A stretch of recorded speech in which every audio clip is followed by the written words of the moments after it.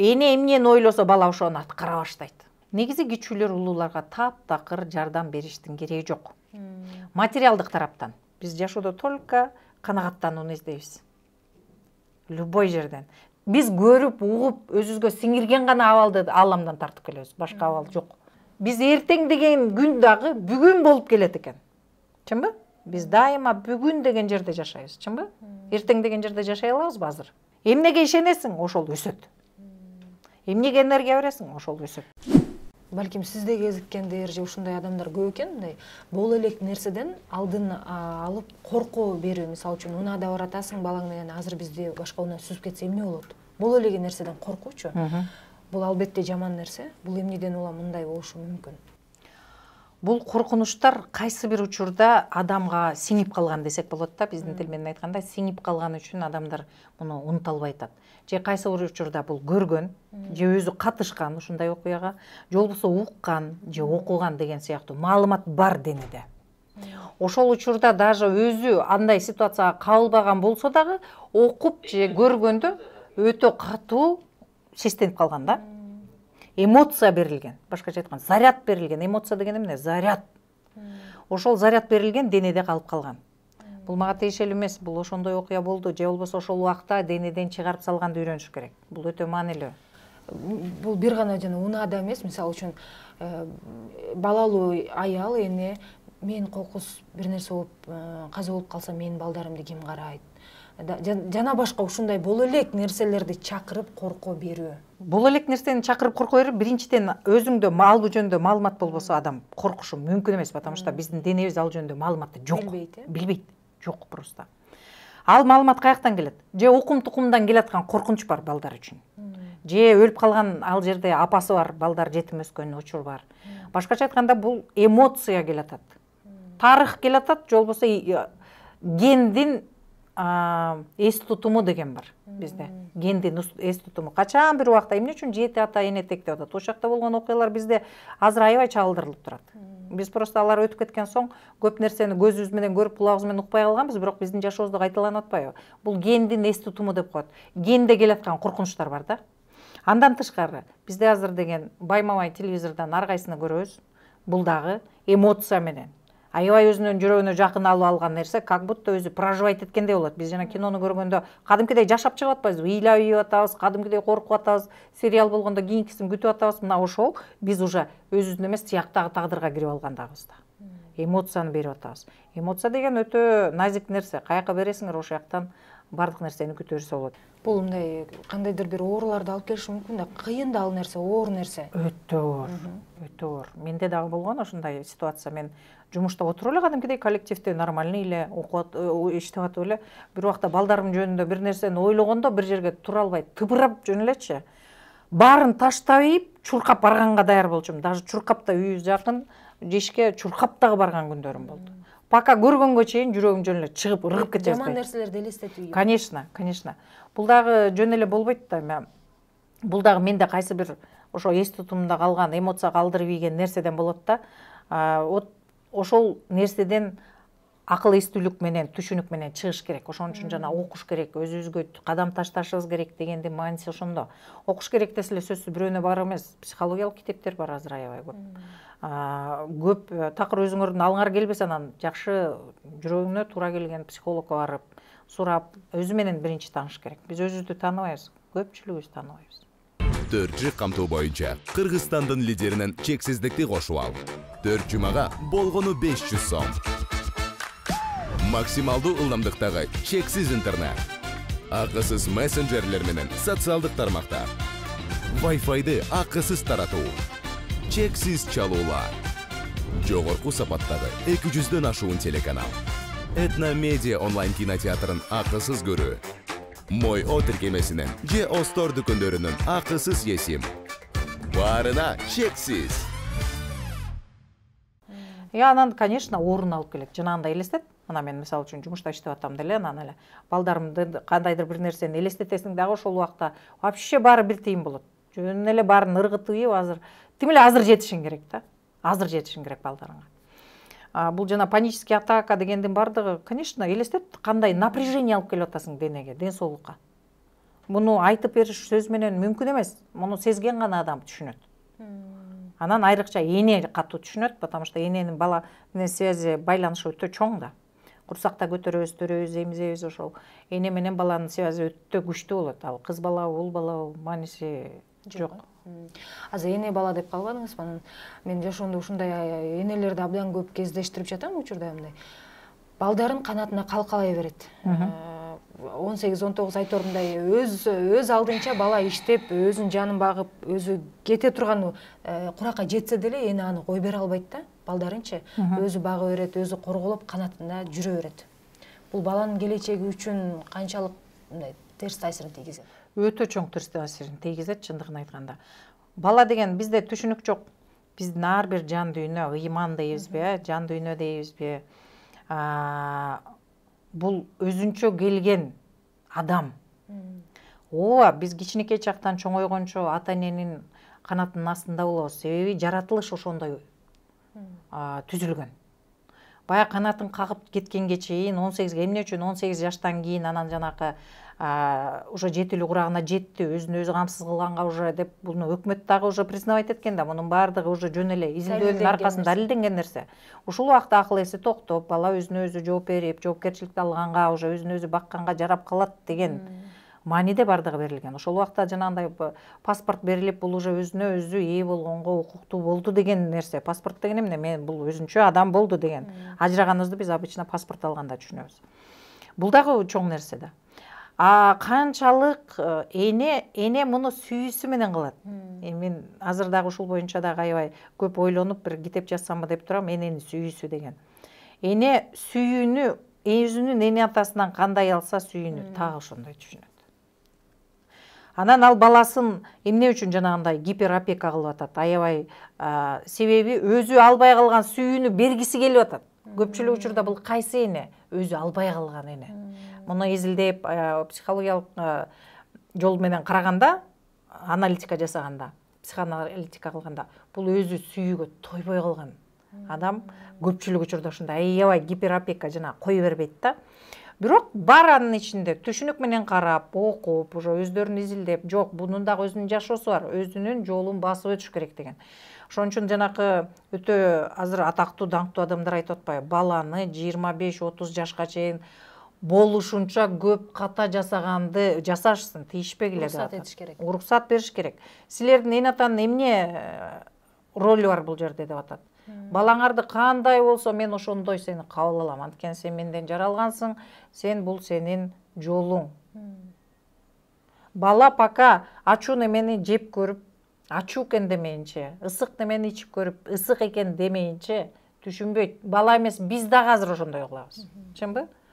Пока аны адам өзү колу менен кармап көрмөйүнчө, анан өзүнүн денеси менен сезмейинче бул жагымдуу, же болбосо мага жагымсыз экен, жок, экинчи мен буну жасабайм дегенге түшүнүк келиш керек. Ошон үчүн айтып атат.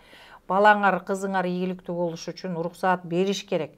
Азыр биздин мага келген айымдардын канча жашка чыкса дагы проблемасы өзүнө жоопкерчилик алганда, ар бир адам эле өзүнө жоопкерчилик ала бербейт. Же эне атасынын мойнунда жоопкерчилик, же болбосо үй бүлө курса үй бүлөнүн мойнунда, такыр болбой калганда баланын мойнуна асып коебуз. Ошон үчүн жана балдар кыйналып, кысталып куруп атканын себеби дагы именно жоопкерчиликке байланыштуу экен. Мен муну өтө терең изилдеп карап, байланыштарын карап атам да азыр. Психологияда мунун баарын окутат, окуткан менен бул баягы жалпак тилге чыгарыш үчүн дагы көп мээнет керек экен да. Түшүнүк менен жеткизишке. Ошон үчүн бала кийинки жашоосунда ийгиликтүү болуш үчүн эне убагында балдарын мындай канатынан учуруш керек. Эң биринчи ата эненин эң биринчи ишеничте болуш керек балада. Бала кандай болсо, кандай айтса, ишенич менен караш керек. Бала калп айтат кайсы убакта, биз ишеничти жоготкон үчүн баладагы анын дагы ыйманы бар да, ал да сезип турат. Чындыкты айтканда биз мындай сомнительно ишенбей карайбыз кээ бир учурда. Калпко дейбиз, анткени биз калп жөнүндө көп окуганбыз, кеп билебиз, көп көргөнбүз. Өзүбүздүн тажрыйбабыздан аны балага өткөзүп атабыз да, башкача айтканда. Бала бир нерсени айтканда биз ошого ишенгендин ордуна уже баягы күмөн саноо менен карайбыз. Мына ошол учурда бала уже калп айтканга үйрөнө баштайт. Бала 4 жаштан өткөндөн кийин адамгерчиликке, адамдык ролго ылайыкташа баштайт экен. Маска кие баштайт кадимкидей. Эненин астында бир маска. Атанын астында бир маска, кайсы жагат, кайсы жакпайтка өтөт, аларга, мага эмес, көрдүңөрбү? Ошол учурда личность, башкача айтканда өзүбүздүн индивидуалдуулук, уникалдуулук жок болуп кетип атат. Анан бала ишенич жок болгон соң, бала калпыс болот постоянно, байкасаңар. Бала өзүнө ишенбейт, анткени түшүнүп атат да. Энем мага ишенбей эле турат. Ал өзү менен айтпаган менен сезип атат. Сезим деген бар бизде, аны эч жака жок кыла албайбыз. Сезим менен сезип атат. Апам мага ишенбейт экен. Апам менин колуман келбейт экен деп атат. Эне эмнени ойлосо бала ошону аткара баштайт. Бул жанагы кванттык бөлүкчөлөр аркылуу бири-бирине маалымат кетет деп атпаймынбы? Так ошол кванттык бөлүкчөлөр өзүнүн ишин аткара баштайт. Бул жаман дагы эмес, жакшы дагы эмес. Бул болгону адам эмнени нур чачып турса, ошону эле кайра алып атат. Анан эне айтат, мен билгем деп айтып атпайбы апалар? Эмне үчүн? Анткени программаны кой берди, бала аткарды, анан дагы өзү айтып атат. Мен кыйынмын, билдим деп. Жок, кыйын эмес. Эне өзү запускать этти, ошол программаны кой берди, бала аткарып берди, анан болгон жыйынтыгын көрүп атат. Ошон үчүн эне мындай учурда балага ишенич бергенди үйрөнүшүбүз керек. Көпчүлүк энелер баламды кантип тарбиялайм деп сурайт. Биринчи тарбиянычы өзүбүздөн баштасак, анан калган туура болот. Эми мындай учурлар да болот экен да, Чолпон эже. Өзүң үйдүн кичүүсү болосуң, өзүң деле мындай аябай жыргап кеткен жашоодо эмессиң, бирок дегенде бир туугандарыңа, өзүңдөн улуу бир туугандарыңа жардам бере бересиң да, күнөөлүү сезим менен, байкеме жардам берип койсом, эжеме жардам берип койсом, ата-энем кантип атты экен депчи. Бул нерсе канчалык мындай ошол жардам берем деген адамдын өзүнө канчалык таасир этет жашоосуна, жардам алып аткан адамдын жашоосуна канчалык таасир этет? Бул азыр мен силерге айтып берем, өтө кубик-рубиктей конструкция, модель, башкача айтканда. Негизи кичүүлөр улууларга таптакыр жардам бериштин кереги жок. Материалдык тараптан. Конечно, ашып-ташып, өзүнүн баягы чын жүрөгүнөн бергиси келип атса, берсе болот. Бирок өзүнө жетпеген жашоодо берген, ал өзүнүн эле жүрөк оорусу менен бөлүшөт. Бул биринчи. Экинчиден, бул психологиялык көз караш менен айтканда, эмне үчүн жардам берет? Мен психоаналитика жүргүзгөндө, клиенттерим келгенде, 100% ошол адамдар, ошол бир туугандары, тиги кыз кичинекей чагында басым көрсөтүшкөн. Тарынтышкан, башкача айтканда. Сен колуңан эмне келет? Бирөө тамаша иретинде айткан. Бирок ал кичинекей кыз, кичүүсү, ошону за чистую монету, чын кабыл алган. Бирөө айтат, койып турчу сенден башкасыныкы жетип атат. Сен колуңан эмне келет? Же болбосо сен постоянно ушундайсың, түшүнүп атасыңбы? Ал жерде канча бир тууганы болсо, бир тууганынан ал башкача айтканда эмоционалдык мындай басым көрүп атат. Басынтуу, басым эмес, басынтуу туура болот. Анда таарыныч бар. Таарыныч болгондо ошол кичинекей чакта жаралат ал таарыныч. Мен да силерди бир жалдыратсам деген ойда, чындыгында. Силер мени ушундай жүрөгүңөрдү, адамда бир эле нерсе бар. Сен кандай менин жүрөгүмдү ооруттуң, мен дагы сени оорутсам ошондой. Себеби эмне? Ошол убакта адам өзү тигини менен баланслашкан атпайбы? Анткени ошо жүрөгүнүн оорусун сездиргиси келип атат. Мына ошол учурдагыла кана эме карап тургула мындай момент. Именно ошол кыздын алдында эле тиги бир туугандары слабый болуп турат. Берчи, потому что бунун конструкциясында экөөнүн өч алуу болуп атат. Өч алуу деген эмне? Экөө көзү карап, мен акча берип турсам. Акча берген эмне? Акча бергенде ошол моментинде сен тигилерден жогору болосуң, чынбы? 5 сом берсең да тигинден бир тепкичке жогору болосуң. Мына ошол бул мен ушуларды мени качан баягыда капа кылгандай, капчылык болуп атпайбы муну басынткандай. А бул негизи басынтуу, кадимкидей эле. Мындай алып караганда, өзүндө жетпегенден берген бул басынтуу. Качан өзү тоюп, токчулуктан жөн эле белек катары бергенде алар дагы өзүнүн жашоосунда болушат. Кайсы учурда өзүнүн жашоосунда болбой, именно ошол даже бир туугандардын ичинен карасаңар, бирөө эле берет, башкалары бербейт, алардан сурабайт. Анткени ар кимге карата, ар кимдин модели ар башка болот, даже бир туугандар ичинде. Мисалы үчүн, булдан айтып атат, тарынып калган да анткени, а беркилер тарынган эмес, ошон үчүн алардан албайт ал.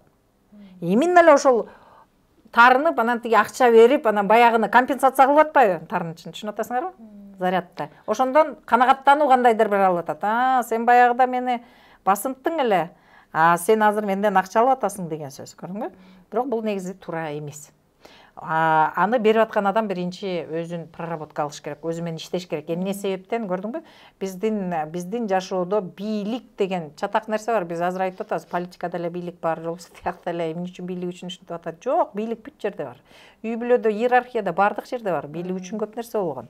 Бул дагы бийликтин көмүскөдөгү бир жагы. Вот ошол. Только ошондой учурда гана, ошол гана бир туугандан алат, башкасынан албайт. Бул таарыныч, ортодогу таарыныч. Жардам берип атам деген мурун таарынычы бар. Ошонун негизинде ошол берип аткан учурда кичине бир мүнөттүк канагаттануу алат. Адам эмне үчүн ошондой кадамга барат? Ошол канагаттануу үчүн. Биз жашоодо только канагаттанууну издейбиз. Любой жерден. Мисалы үчүн мороженое жалаганда дамына бир канагаттанып атпайсыңбы кадимкидей? Расслабление алып, вау, бала чакты эстеп. Так ошондой биз жашоодон только ошону издейбиз. Акчадан, мамиледен, балдардан, коллективден, жумуштан, саякаттан только ошону издейбиз. Мындай да болот го Чолпон эже. Бере албайт, бирок күнөөлүү сезимде боло берет да, адам ушу бир туугандарыма жардам берип койсом деп өзүн күнөөлөй берет. Бул тарыхтан келаткан окуя, күнөөлүү сезим деген. Анткени ата энебиз постоянно ошондой күнөөлүү сезимде болгон үчүн биз бир жактан үйрөнөбүз күнөөлүү сезимде. Жөн эле бул бир жерден эле өсүп чыга калбайт. Бардык нерсе семчикке салынгандан кийин өсүп чыгат. Любой нерсе, адамдагы бүт нерсе, күнөөлүү сезим дагы. Күнөөлүү сезим көпчүлүк учурда эненин күнөөлүү сезимин бала көтөрөт. Анткени көпчүлүк мага мисалы үчүн өткөндө 80-деги апа келди, айтып атат, мен киши деле эмес экенмин, өзүмдүн ата энеме дейт, бир байпак да апара алган жокмун деп атат. Көрдүңбү? Ошон үчүн тим эле ушунча жыл өзүн уничтожать этип келген да, өзүн өзү басынтып, аябай жаман абалда алып келген. Атак 10дон ашык баланы төрөгөн, бул күчтүү аял ошончону төрөп, багып, чоңойто алат. Көрдүңөрбү? Биздин баалуулуктарды биз баалаганды билбей калганбыз. Бир болборсуз нерсеге ушунчалык көп нерсени, энергияны берип салып атабыз. Ошон үчүн жашабай, наоборот, өзүнүн денесин өзү кыйнап келаткан адамдар көп. Өзүн өзү күнөөлүү сезимди дагы биз каяктан үйрөнөбүз? Ата энеден үйрөнөбүз. Эне ата дагы жанагындай биз эки алып калгандагы сезимдерди сезгиле. Эмне үчүн? Бул ыңгайлуу. Күнөөлүү сезим деген бүт жерде, кайсы жерде болбосун, күнөөлүү сезим менен башкаруу өтө ыңгайлуу. Демек, эч кимге бир нерсе берүүгө милдеттүү эмес. Эч милдеттүү эмес. Таптакыр. Сага дагы эч ким милдеттүү эмес бирдеме бергенге, сен дагы бирөөнө бергенге милдеттүү эмес. Мени көрүп жаткан айымдар, мырзалар арасында мындай мен суроо менен макул болот болуш керек. Мындай учур болот да, бири-бирин жакшы көрүп эле баш кошушат, үй бүлө курушат, бирок бир убакыттан кийин эле аялына же күйөөсүнө кыжырдануу пайда болот да, аны жактырбай баштайт. Бул эмне себептен? Эми биринчиден бул кармалык байланыштар десек туура болот. Ошон үчүн жанакы аял күйөөсү биз жакшы көрүп жактырып дегендин баары эми мындай жакшы көрүп жактырып деген бул бир жактан эле кичине эле бир чекесин эле окшоштуруп элди туураган да, чын-чынына келгенде. Бул кармалык байланыштар жөнүндө кеп болуп атат азыр. Ошон үчүн айтылган нике кайып деп. Башкача айтканда, кайыптар бизди табыштырат. Эмне себептен табыштырат? Биринчиден, ошол мурунку жашоодо алардын бүтпөй калган эмоциялары бар. Кандайдыр бир. Ошол окуяны гана бүтүрүш үчүн. Ошон үчүн нике кайып. Браки совершаются на небесах дегендин мааниси ошол жерде жатат. Бул биринчи, бул кармалык байланыштар деп гана билиш керек. Эмне үчүн жанагындай жакшы көрүп эле анан кийин кыжырдануу болуп атат. Көпчүлүк учурда биздин азыр үй бүлөлөрдү байкасаңар, мындай аябай түшүнүк менен үй бүлө кургандар өтө эле аз. Мисалы үчүн мен муну каалап атам, мындай жашасак, мындай жерде жашасак, мындай жерге барсак, мындай эс алсак деп бардыгын сүйлөшүп алып, анан үйлөнгөндөр жок койсо. Анан жанагындай уже үйлөнүп баштагандан кийин уже турмуш өзүнүн шарттары келип атат. Эмне үчүн? Себеби бизде бир окууда айткан. Баягы пландын баарын күйөөгө чыгып же болбосо аял алганга чейин түзөсүңөр, бирок эртең менен турганда энергетикалык көз менен караганда баары силерди табыштырган кишилер тургула эми биздин тапшырманы аткаргыла деп турат депчи. Мунун терең мааниси бар чындыгында. Ошон үчүн эмне үчүн ошол тапшырманы түшүнүп аткарышыбыз керек. Ошону аткарганда гана чечилип биз андан ары кете алабыз. Бул аялы тараптан кандай тапшырма болсо, күйөө тараптан дагы оп окшош тапшырма болот. Себеби экөө оп окшош үчүн экөөнү кезиктирет. Экөөнүн тең бири-биринен ала турган сабагы бар, башкача айтканда. Анан ошол сабагын аткарып бүткөн соң, эмне үчүн кыжырданып атат? Себеби бири-бирине жактырбай атат. Себеби ошол тапшырманы өтө албай атышат. Алардын астындагы турган тапшырманы түшүнбөй атабыз. Бизде мироздание, бирок же болбосо дүйнөнүн түзүлүшү, дүйнөнүн маңызы деген нерсе бар да, тереңирээк түшүнүк бул. Бул азыркы биз көзүбүз көрүп турган нерседен тереңирээк окуялар. Ошондуктан ал жерде Алам дейбизби, Кудай дейбизби, жаратканым дейбизби, Аллах дейбизби, бизге жиберген белгилерин түшүнүп окуп, ошол тапшырманы аткарышыбызда турат. Эң кыйын жер ушул жерде. Түшүндүрө алдыңбы? Сурооңо жооп бере алдымбы? Эки адам эки башка үй бүлөдөн да таптакыр башка. Бирок алардын чечүү маселеси эмне болушу мүмкүн? Өтө көп маселе бар. Эки башка таптакыр, естественно, экөө таптакыр башка жерден келип биригип атпайбы? Эмне үчүн? Башка улуттан. Конечно, потому что экөөнүн чече турган суроосу бир дегенди билдирет. Аялы күйөөсү аркылуу чече турган суроо, күйөөнүн аялы аркылуу чече турган суроосу. Мисалы үчүн бирөө айтып атат, мага келгендерденчи, мени күйөөм уруп атат, унижать этет, оскорблять этет, монтип жаман сөздөрдү айтып атат, басынтат, постоянно дейт. Мен суратам, сага жагабы? Жок, жакпайт дейт. А эмнеге чечим кабыл ала албайсың? Десем, айтат, эми эл эмне дейт? Анан балдарымды ойлойм деп атат, көрдүңбү? Бирок өзү каякта? Өзү жок. Өзү чечим кабыл ала албайт. Мына жоопкерчилик жок. Элде жоопкерчилик эл эмне дейт? Же болбосо балдарында. Өзү, мага жакпайт, жок, мен бул жерде турбайм деген чечим керек болуп атат бул. Буга чейинки өзүнүн энесинде да ошондой окуялар кайталанган. Ошол эле баягы гендик эс тутум менен буга келип, бул дагы ошону чечип атат. Бала чакта дагы көргөн окуялар бар, ошону менен эле келип, так эле ошондой абалды өзү биз көрүп, угуп, өзүбүзгө сиңирген гана абалды Алламдан тартып келебиз, башка абал жок. Соответственно, ошондой күйөөнү тартып келип атат. Мен сен аркылуу ушул тияктан келаткан чечилбеген укум-тукумдан келаткан суроону чечишим керек деп атат. Күйөө күндө уруп атат, басынтып атат, же болбосо мындай бир эметип атат. Аялы болсо чечпей эле жүрөт.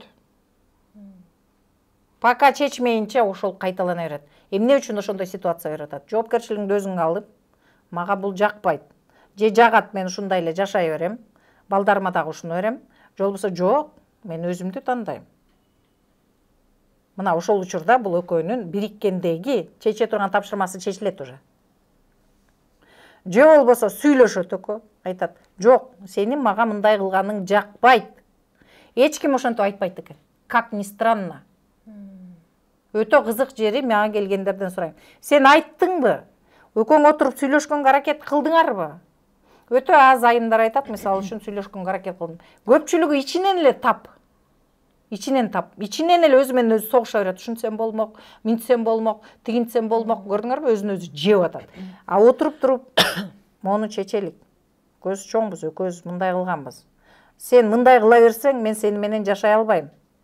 Мен сени менен жашаш үчүн сен могуларды аткарышың керек. Бирок баягы устойдо калып калган нерсе бул кайра эле кайталай берип атпайбы? Ошон үчүн бул жерден уже ажыраш керек болот. Анда маселе чечилбей калбадыбы? Маселе чечилди. Маселе как раз чечилди. Ал айтып атат, жок, мен мындай абалда мындан ары жашабайм. Бирок ушул жерден жөн эле жанагы таарыныч менен түшүнүгү жок ажырап кеткен кайра кайталайт башка жерге барып. Көрдүңөрбү? Мен ушинтип жанагындай жертва абалында, же болбосо жабырлануучун, мен ушинтип күйөөм жаман болчу деген бул жабырлануучунун ролундагы айымдар. Алар кийинки турмушунда деле ошондой тартып келет, анткени чечкен жок бул жерден сен айткандай. Ал дагы эле обидасы менен кетип атат. Бул жерден жок, мен түшүндүм. Мен уже андай жашоодон өсүп чоңоюп жетилиптирмин. Мен жакшы жашоого ылайык экенмин деп, анан уже кеткенде чечилет. Мен ыраазымын сага. Бул негизи бул күйөө дагы мунун запросу менен туш болуп атпайбы, түшүнүп атасыңбы? Жөн эле келе бербейт жанагы никах айып деген так ошол суроону чечип бериш үчүн так ошондой адамды жиберет. Чындыгында азыр мындай сиз айтсаңыз белгилүү деле айымдар бар. Биринчи турмушунан мисалы үчүн жолдошу ичип кол көтөрүп, экинчи турмушка чыгып деле кайра эле ошол тагдыр кайталангандар. Өтө көп, өтө көп.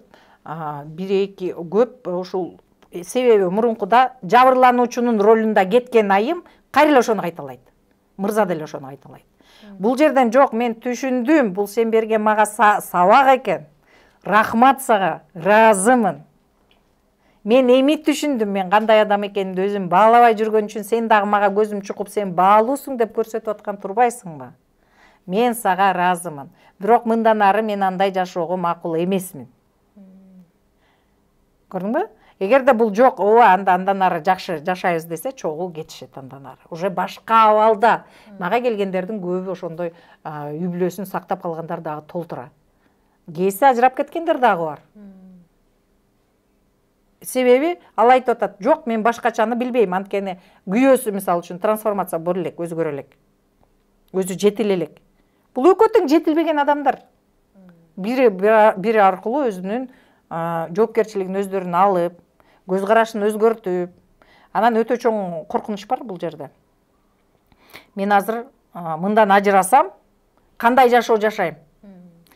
Чындыгында бүт үй бүлөнү кармап турган киши өзү коркот алдыга басканда. Ошондой коркунучтар кармап тура берет.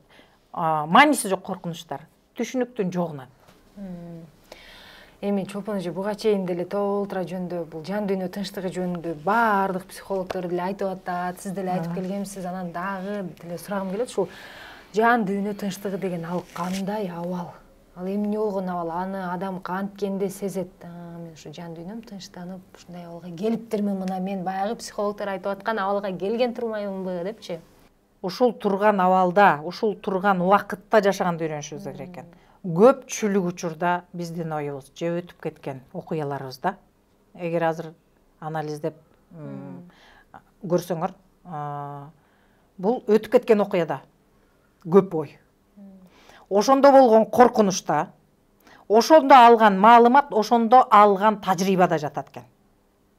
Анан эртеңки күндү биз бүгүнкүнү карабай эле сразу тияка өтөт экенбиз. Тияка өтүп, эртең мондай болуп кетсечи, тияктагы тажрыйбаны тияка сүйрөп барып атабыз. Көрдүңөрбү? Ошон үчүн ажырай албай атабыз биз. Жан дүйнөнүн тынчтыгы каякта болот? Жалаң тияктагы нерсени кайра бияка алып келип алып карап атабыз кайра. Кайра жан берип атабыз, кайра энергия берип, кайра аны өстүрүп атабыз.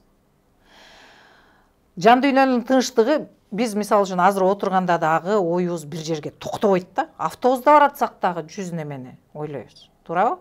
Анын ичинде көпчүлүгү баягы тияктагы калган нерсе, же болбосо тиякта. Биз автобуста баратабыз деп ойлобойбуз. Ошон үчүн көпчүлүк адамдар даже кандай автобуска түшкөнүн, кандай адамдар бар болгонун байкабайбыз. Таптакыр. Себеби ошол жерде жашабай элебиз. Эми кечээкү күндү биз жанагы тарыхтын баарын ары бери чаңгытып, ары бери чалып аткан менен ал жерде эчтеке кыла албайбыз, өтүп кеткен убакыт ал. Ал жерге эшик жабылды, туурабы? 1 саат өткөн нерсе уже эшик жабылды. Келечекти ойлоп баштап атабыз. Мындай дегендей. Келечекке дагы азыр еще түшүнүксүз. Биз бара алабызбы жерге же бара албайбыз? Көрдүңбү? Чатак мына ушул жерден башталып атат. Биз эртең деген күн дагы бүгүн болуп келет экен. Чынбы? Биз дайыма бүгүн деген жерде жашайбыз, чынбы? Эртең деген жерде жашай алабызбы азыр? Жок. Ал бир канча убакыт өткөндөн кийин бүгүн болуп келет. Бүгүн азыр. Бардык нерсе бүгүн азыр гана болот экен. Бул мейкиндик, башкача айтканда, бул физикадан алганда мейкиндик. Бүгүн эртең көчө дегендин баарын биз түшүнүк кичине болсун үчүн баягы өзүбүздүн тилибизге, өзүбүздүн түшүнүгүбүзгө жакындатып алганбыз. Мейкиндик биз только азыр гана жашап турабыз, болду. Бүт убакытта азыр жашайбыз. Но бирок биздин эң чоң катабыз ошол бүгүн азыр деген жерде жок экенбиз. Же тиякта эскирип калган көйнөк менен жүрөбүз, башкача айтканда. Эски тажрыйба, жалаң, эски капачылыктар, эски күнөөлүү сезим, ошол жерде эле башкача айтканда бир сазда жүрөбүз да, өткөн капачылыктарда. Же болбосо эртең деген биз аны сезе албаган соң бүгүн аны сезүү дагы мүмкүн эмес экен. Ошон үчүн азыр, мына азыр жашап атам. Мына азыр жанакы мен дагы мисалы үчүн азыр баарыма ыраазымын, дем алып атканыма ыраазымын десе эле жиним келе берчү башында. ушинтип айткыла, менткиле түшүнүк көрсө ал жерде түшүнүк киргизиш керек экен өзүбүзгө. Айткан менен мен айта берет экен, анан тажаганда ушу попугайдай эле сайрай бересиң, ал гана дейт экен дагы, ошону менен бүт баарын биздин сезимдерди кулпулап салат экен. Эң биринчи бул биз окуганда денең эмнени сезип атат. Денеңе жагымдуу, жагымсызбы өтүп аткан окуя, болуп аткан нерсе. Анан көпчүлүк учурда биз бүт нерсени баалайт экенбиз. Мисалы үчүн мен сени карайм да, мынча сомдук юбка, мынча бул мындай деп сразу баалап салат экен. Прическасы мындай экен. Сен мени карайт экенсиң, сразу баалайт экенсиң. Башканы дагы, машинени, бүт нерсени баалайт экенбиз. Анан бирөө мисалы үчүн тиги жерде жаман болуп бомшоп турса, деп аны башкача көз караш менен карап кетет экенбиз. Бир бай Lexus менен өтүп кетсе, аны башкача көз менен карайт экенбиз. Мына баалоодон башталат экен. Биздин чатак жашоодогу баалоодон башталат экен. Мен азыр биз деле баарыбыз аябай аракет кылып байылы деп өлкө менен эметип атпайбызбы? Бул жерде ички дүйнөдө көп нерсе жатат. Именно биз азыр Бореке, мен 3 күндүк окуумда ошол ички дүйнө менен, түшүнүк менен жашаганда ички дүйнөнүн тынчтыгын табуу чындыгында сөз менен айтып жеткире алгыс нерсе. Сезимди, мисалы үчүн, мен сезимди сагат эч качан мен сени туйдура албайм. Сен сезимиңди мен эч качан туя албайм. Көрдүңбү? Бул индивидуалдуу, как раз уникалдуу нерселер. Бирок биз ошол уникалдуулук сезимдерибизди жоготкон соң баарына робот сыяктуу болуп калып атпайбызбы? Ошон үчүн аябай баягы бала чактагыдай тарсылдап ичибиз ооруганча күлө албайбыз. Анткени бүт баалоо менен. Бул эмне деп ойлойт? Мен каты сүйлөсөм, эл эмне дейт? Анан мындай болсо эмне болот?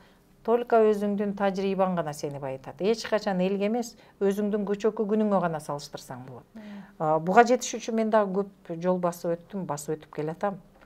Адамдын ар бирибиздин жан дүйнөнүн, ыймандын тандаган жолу бар. Башкача айтканда, биз ала турган тажрыйбалар бар. Чолпон эже, азыр мисалы үчүн бизди угуп отургандар бир комната ижарага алынган, эски тамда жашашы мүмкүн, ууда төрөлгөн. Эми бизде айымдар көрөт да, бала чакасы бар, анан өзү жүдөп, айторумдай бир башкача абалда отурат, бирок ошону эле кабыл алса эле ушу жан дүйнө тынчтыгым келип калабы, булар жөн эле сүйлөй берет деши да мүмкүн да. Сөзсүз. Эң биринчиден адамдар муну түшүнүш керек да. Бардык нерсе баарыбызга окшош берилген. Биз дүйнөгө баарыбыз оп-окшош жол менен келгенбиз, же башкача келгендер барбы? Оп-окшош. Айырмабыз анда эмне болуп атат? Эмне үчүн ал жана ижарага алган бир бөлмөлүү батирде жашап, жанагындай кыйналып атат? Башка бирөө эле ошондой кыз Дубайда жашап атат. Айырмасы эмнеде? Айырмасы гендеги эс тутумда, бул жердеги өзүнүн көргөн, уккан, билген билиминде. Эч качан даже динде дагы турат. Жанагындай аябай кыйын окугандар же болбосо байлык, билимге байланган эмес деген окуялар жатат. Бул жерден бай болуш керек биринчи. Ошон үчүн айтып атпайбы? Мышленияны өзгөрт, оюңду өзгөрт дегендин мааниси ошол жерде жатат. Бул сакралдуу илимдер, муну прям монтип сөз менен айтканда эле ошондой жазып сезиш керек, сезимдер менен иштеш керек бул жерде. Анан да мындай деп айтылып атпайбы? Бул бардык нерсеңди, бардык көйгөйүңдү же сенин жүрөгүңдү өйүткөн маселенин баарын жаратканга, Кудайга тапшырып койсоң, өзүнөн өзү чечилип кетет деп. Эми бул мындай да, психологиялык көз караш менен караганда бул мындай. Сен канчалык ошол көйгөйдү ойлой берсең, сен ошону сугарасың. Энергия берип атпайсыңбы? Энергия берген нерсе ааламда өсөт. Любой нерсе өсөт. Ооруга энергия берсе, оору өсө баштайт жанагынтип адамдарда. Диагнозго берсе, диагноз күчтүү боло баштайт, дагы улам бирдемеси кошула баштайт. Ушул сыяктуу окуялар боло берет. Энергияны эмнеге берсең, бул алам жалган. Чынбы? Муну мен ойлоп тапкан эмесмин, жалган дүйнөдө айтылган. Эмнеге ишенесиң, ошол өсөт. Эмнеге энергия бересиң, ошол өсөт. Балким жумушуң жакшы болбой жатат, сен ошону эле ойлой берсең, андан сайын жакшы болот. Андан сайын, ошон үчүн айтылган жанагындай. Жок адамдардыкы жок болот, таптакыр, анткени фокусу жокто. Бар адамдар дагы байыйт деген, анткени анын фокусу байлыкта. Көрдүңбү? Мына ушунда жатат. Анан жанагы сен айтып атпайсың жанагы, жөн эле баягындай таштап кой, анан өзү кете. Ал учурда жанагындай көйгөйгө маани берип кечке ойлонсоң, ал көйгөй чоңоюп баштайт. Энергия берип атпайсыңбы? Биз бүт баарыбыз атом молекула, нейтрон, протон, кварки бөлчөлөрдөн турабыз. Бул физика, мындан эч ким тана албайт, бул далилденген илим. Башкача айтканда, биз азыр киши болуп турганыбызда бул сгусток энергиянын топтому. Үстөл, бул бүт бардык биз көрүп турган нерсенин баары бул энергиянын топтомунан турат. Ошол кандай энергияны берсең, ошол топтом пайда болот, башкача айтканда.